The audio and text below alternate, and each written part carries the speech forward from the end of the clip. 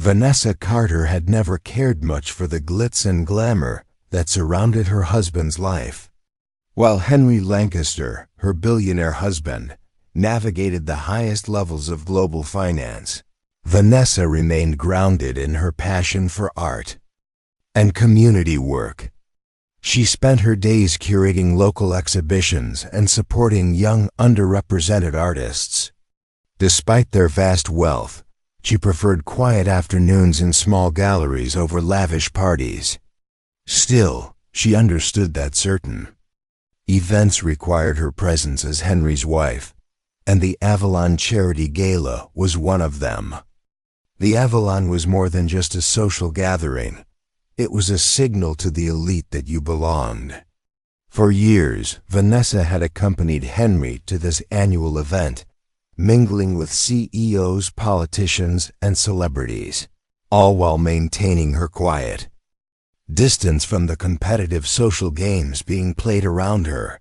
When the invitation for this year's gala arrived, nothing seemed unusual. Henry's assistant handled the RSVP, confirming their attendance as always. It wasn't until a week before the event that something strange surfaced. Henry's name appeared on the official guest list, but Vanessa's was nowhere to be found. It was dismissed as an error at first, a clerical mistake that would surely be corrected with a simple call.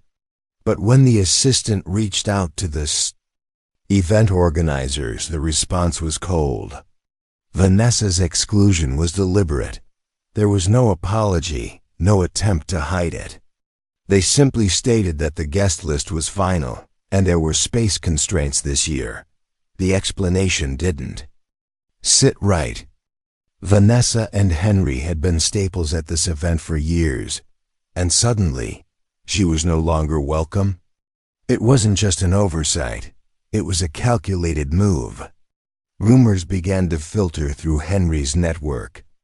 Claire Whitmore, a longtime figure in the charity's leadership, had played a key role in the decision. Claire had a reputation for maintaining what she called the integrity of the guest list, a polite way of enforcing the silent, unspoken boundaries of race and class that still lingered in elite social circles. Vanessa, despite her grace and intelligence, was not someone Claire wanted in the room. Henry quietly seethed at the slight against his wife. He was a man of immense power, but he was also a man who understood patience. He didn't storm into the situation demanding explanations or offering public threats. Instead, he went silent, but his mind was already in motion, calculating, observing, and preparing. Vanessa, though deeply hurt, chose not to fight it. She knew this wasn't the first time someone like Claire had tried to make her feel invisible. She had encountered this kind of subtle exclusion throughout her life, and she had always met it with quiet dignity. Still, this felt different. This was not a forgotten invitation or a missed email. This was erasure. A deliberate attempt to pretend she didn't exist, to remind her that no matter how much she had achieved, she was still seen by some as an outsider. Henry's assistant gathered more information over the next few days. It became undeniable that the decision had been made intentionally, driven by a handful of influential people on the charity board.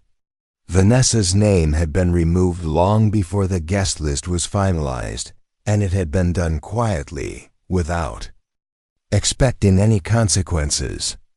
The charity's leadership underestimated who Henry Lancaster really was. The exclusion rippled through Henry's thoughts like a quiet storm.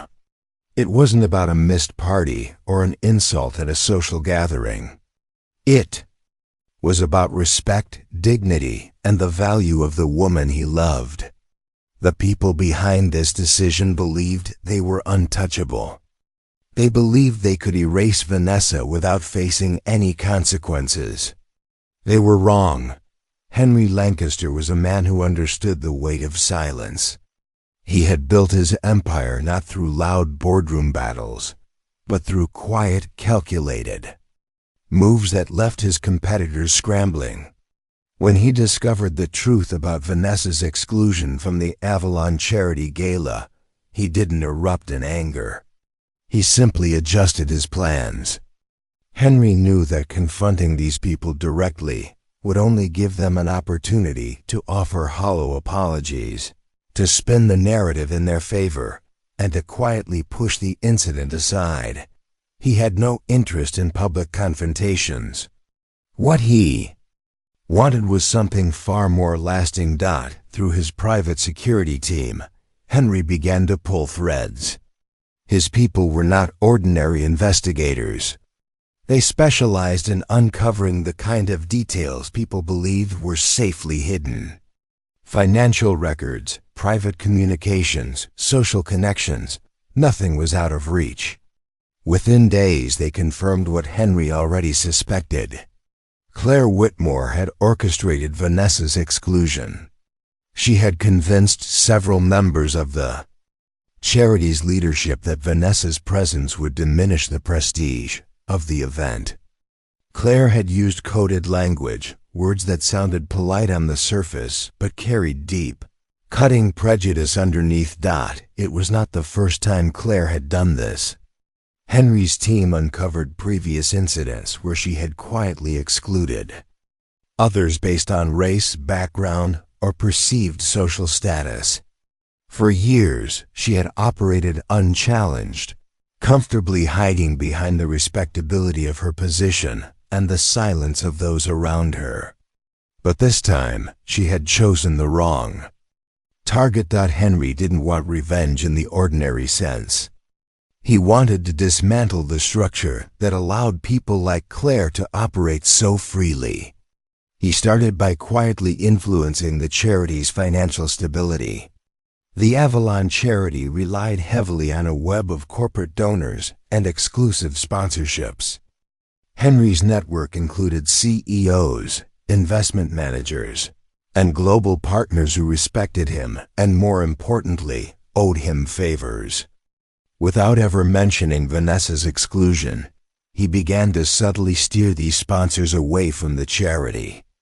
Deals were delayed, funding was quietly retracted, and partnerships slowly dissolved simultaneously.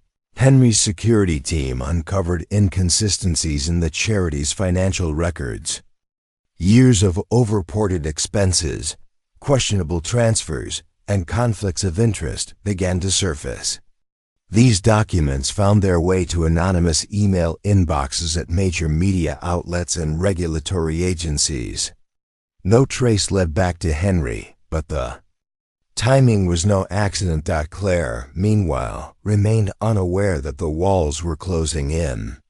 She continued to prepare for the gala, confidently believing she had maintained the exclusivity she valued so much. She had no idea that Henry was carefully building a collapse from the inside, piece by piece, ensuring that the damage would not be immediate, but total. Henry's methods were slow, deliberate, and devastating. He understood that a public fight would have offered Claire and her allies a chance to explain away their actions, but a silent dismantling would leave them confused, isolated, and ultimately powerless. His strategy was not just about protecting Vanessa's dignity. It was about making sure that no one else would ever experience this quiet erasure at the hands of the same people. While the gala preparations continued, cracks began to appear behind the scenes. Trusted donors suddenly pulled their support. Key vendors inexplicably canceled their contracts. Financial auditors arrived with questions the board couldn't easily answer. Claire at first brushed these events off as bad luck, unaware that they were carefully orchestrated. Henry watched it all unfold from a distance, never raising his voice, never stepping into the spotlight. He wasn't interested in quick retaliation. He was building something far more powerful, a lesson they would never forget. The unraveling of the Avalon charity began like the slow drip of a leaking faucet, subtle, almost invisible, but impossible to stop once it started. Henry Lancaster's carefully placed pieces moved silently across the board, and each quiet disruption led to a chain reaction. Major sponsors who had funded the charity for years began pulling out without warning. They offered vague explanations, citing strategic realignments and internal budget shifts, but the truth was simpler. Henry had reached them first. Through whispered conversations, untraceable meetings, and subtle reminders of old debts, he convinced them to redirect their support elsewhere. The charity's leadership scrambled to fill the growing gaps. They sought new sponsors, but doors that were once wide open now slammed shut. Companies that had eagerly associated their names with the prestigious Avalon Gala suddenly lost interest. No one on the board could understand how their reputation had fallen so quickly, so quietly. But Henry knew. Every lost contract, every withdrawn partnership was a thread he had carefully pulled. While the charity's finances began to crumble, Henry's team continued to dig deeper. They unearthed years of hidden scandals connected to Claire Whitmore and her inner circle. Documents revealed that Claire had used charity funds to support her failing personal businesses, moving money through shell accounts and fake service contracts. The financial mismanagement was staggering. Large donations had simply vanished, funneled into side projects that had nothing to do with the charity's mission. Henry didn't send this information directly to the authorities. Instead, he made sure it landed in the hands of investigative journalists known for their persistence. Within days, headlines began to surface, first in small local papers, then spreading to national outlets. The reports painted a picture of a charity rotting from the inside, led by figures who had spent years protecting their own interests while using social status as a shield. Claire's name appeared in article after article. Her carefully constructed public image collapsed under the weight of her private actions. Her businesses, already fragile, lost what little support they had left. Banks withdrew their financing. Suppliers cut ties, and former allies turned their backs on her to protect their own reputations. The charity board, desperate to salvage what remained, called emergency meetings. Some members wanted to distance themselves from Claire, others tried to delay investigations, but none of them realized they had already lost control. The charity's financial documents had been shared widely, and regulatory agencies had opened formal inquiries. Auditors appeared without notice, demanding explanations for years of suspicious spending. Claire's world shrank quickly. Properties she had purchased using misappropriated funds were seized. Her personal accounts were frozen pending investigation. Invitations to elite events stopped arriving. Those who had once clung to her influence now treated her like a dangerous liability. She had become untouchable, but in the opposite way she had intended. Meanwhile, Vanessa Carter remained absent from the public narrative. Her name was never mentioned in the articles, nor did she speak about the unfolding scandal. She continued her work quietly, supporting local artists, curating exhibitions, and living with the same grace that had always defined her. She had been erased from a guest list, but the cost of that exclusion had become catastrophic for those who thought they could decide who belonged. Henry had dismantled the Avalon charity with the same precision he used to build his global empire. He had exposed a network that thrived on silent discrimination, not through loud accusations, but through the steady collapse of everything his targets valued. It wasn't about revenge anymore. It was about permanently breaking the system that allowed people like Claire to flourish unchecked. And Henry knew the job was almost complete. The public exposure of the Avalon Charity's collapse came swiftly and without mercy.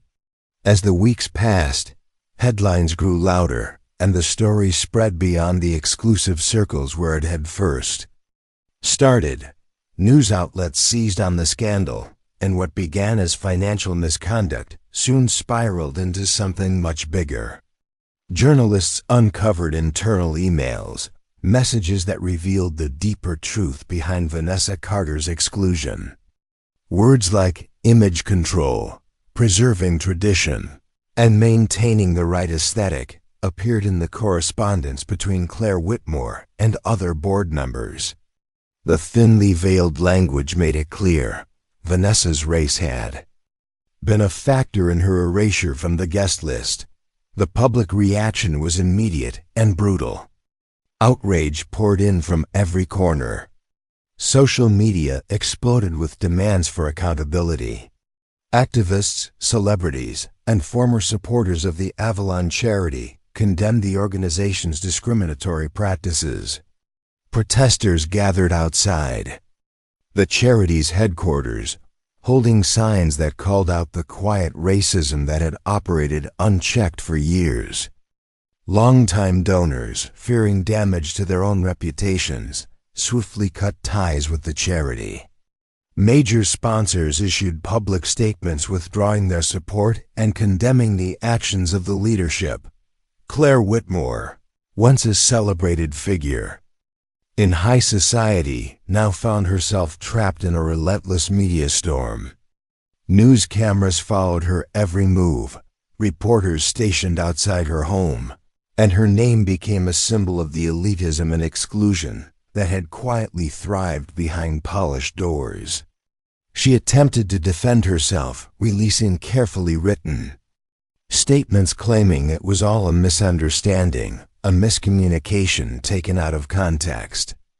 But the evidence was too strong, too detailed, and too damning. The charity, desperate to salvage what little remained of its credibility, announced Claire's resignation, hoping to distance the organization from her rapidly sinking reputation. But it was too late. The damage was irreversible. Board members resigned in droves. Investigations deepened, and lawsuits began to pile up.